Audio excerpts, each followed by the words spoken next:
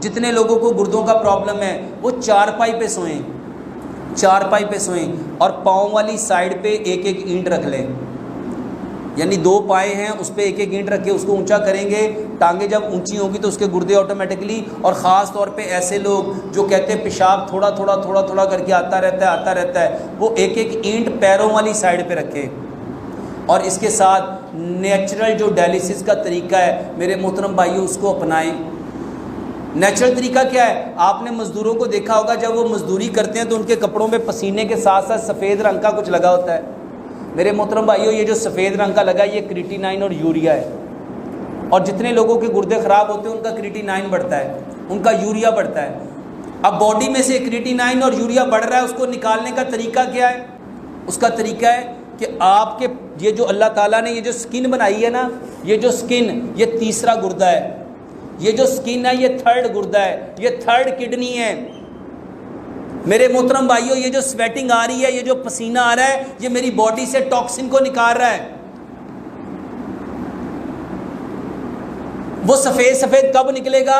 जब आपकी बॉडी का टेम्परेचर 40 सेल्सियस होगा। इंसान की जो नॉर्मल बॉडी का टेम्परेचर है वो 37 सेल्सियस है। जब आपकी बॉडी 37 से 40 सेल्सियस पे जाती है तो इसके जो मसाम खुलते हैं उसमें से क्रिएटिनाइन और यूरिया भी बाहर आना शुरू हो जाता है। तो मेरे मोहतरम भाइयों, बॉडी का टेम्परेचर 40 करो, आराम से हो जाएगा। आप एक बड़ा सारा टप लो, उसमें पानी डालो, उसके ऊपर एक गेज लगाओ और पानी का टेम्परेचर कितना होना चाहिए? 40। अब उस 40 टेम्परेचर पे अपने पेशेंट को लिटा दो।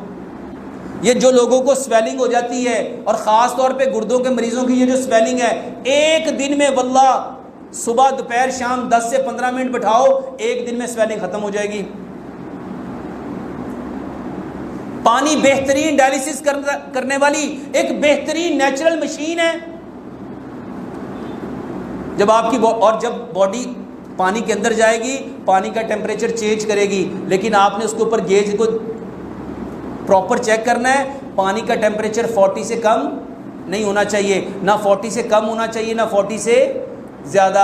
अगर 40 से ज़्यादा होगा तो स्किन बर्निंग होनी शुरू हो जाएगी, और जब वो बर्न करेगी तो तब भी स्वेटिंग।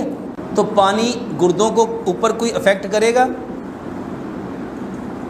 जब आप चूस चूस के पियोगे, इसका सबसे पहला फ़ायदा ये होगा, आपके मुंह के अंदर जो सिलिवरी ग्लैंड है उसमें से सलाइवा इसके अंदर ऐड होगा। दूसरे नंबर पे मेरे मोहतरम भाइयों, बुखारी की सही हदीस है, इन्नमल अमालु बिन्नियत। अमाल का दारोमदार किस पे है? जब मेरी नीयत यह है कि मैंने इसको सब्र से पीना है, सुकून से पीना है, हौसले से पीना है, बर्दाश्त से पीना है, तहम्मुल से पीना है, तो फिर मुझे क्या मिलेगा? सब्र, सुकून, हौसला, बर्दाश्त। और अगर मैं इसको गट गट करके पीऊँगा, मेरे मोहतरम भाइयों, हर शख्स जानता है तेज़ी का काम किसका है? शैतान का। तो पानी पीते वक्त, खाना खाते वक्त हम कौन होते हैं? पानी को जितना चूस चूस के पियोगे। इसके साथ मेरे मोहतरम भाइयों, खाने को चबा चबा के खाओ, लंबा सजदा करो। देखो, ये जो गुर्दे हैं ये इस वक्त ऊपर से नीचे की तरफ हैं। जो गुर्दों का ऊपर वाला हिस्सा होता है वो चिपक जाता है, वो श्रिंक हो जाता है, गुर्दे छोटे हो जाते हैं। मेरे मोहतरम भाइयों, जब हम सजदा करेंगे तो सारे का सारा आपका फ्लो किधर चला जाएगा? लंबा सजदा करो। और जो मैंने किताब लिखी नमाज और मॉडर्न मेडिकल साइंस, उसमें मैंने लोगों को बताया कि एक सजदा, इसके बारे में तो सही हदीस है, रसूलुल्लाह सल्लल्लाहु अलैहि वसल्लम ने फरमाया, अगर लोगों को पता चल जाए सजदे की हालत में क्या मिलता है तो कभी इंसान सर सजदे से ना उठाए। सर लंबा सजदा करो।